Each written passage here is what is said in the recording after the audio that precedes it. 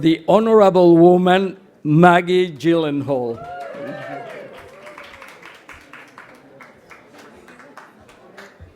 Over here to your left, Maggie, David Hey. from Israel.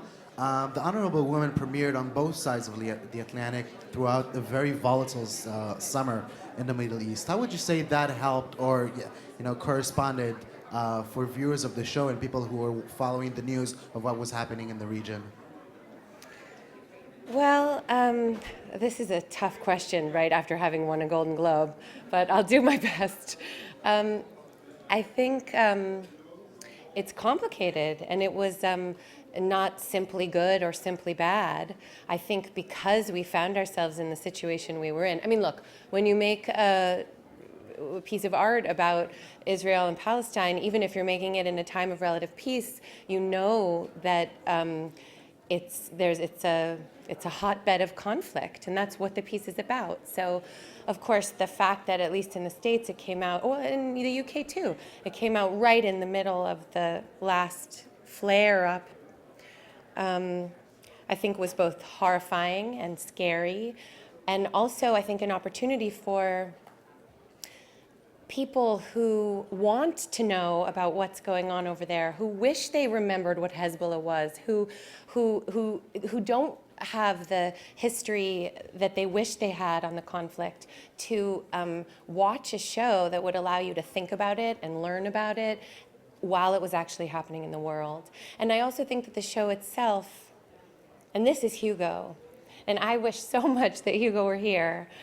It's really Hugo, but the show happens to have this, not happens to, has, because of him, this massive amount of compassion and empathy and thoughtfulness and intelligence. So thank God, I think, for him that this is the show that was coming out about what was happening in Israel and Palestine at that moment, that it wasn't one-sided, that it wasn't closed-minded, that it didn't have a political agenda. I think its only agenda was to ask people to think and feel about what was happening actually in the world.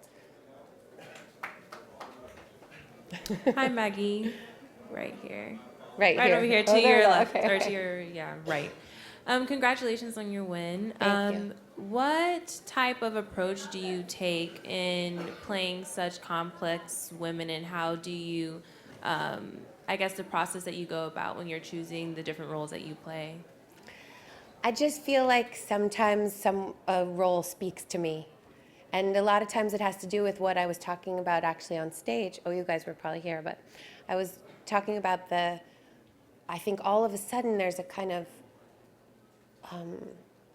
wealth of roles for women who actually feel like women I know and feel like me, that aren't a kind of fantasy of perfection, or kind of something we wish we could be, but who we actually are. And Nessa, I mean, look, she's living on a kind of Greek tragedy scale. It's not the scale I live on, but she's so many things at once. She's intelligent and graceful and powerful, and she's also very confused and weak and broken and sometimes sexy, sometimes not sexy. She's so many things at once, and I really relate to that. And so I think that's what I'm looking for in characters. But in terms of playing her, I mean, look, I use so much of myself. I use every bit of myself.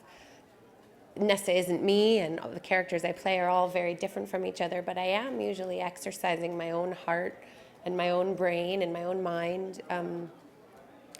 So sometimes if someone comes up to me and says, like, oh, I hated her, what an awful person you played, I think it's hard for me. I kind of think it kind of is me. I mean, of course, so I really do use myself. Thank you very much. Thank you.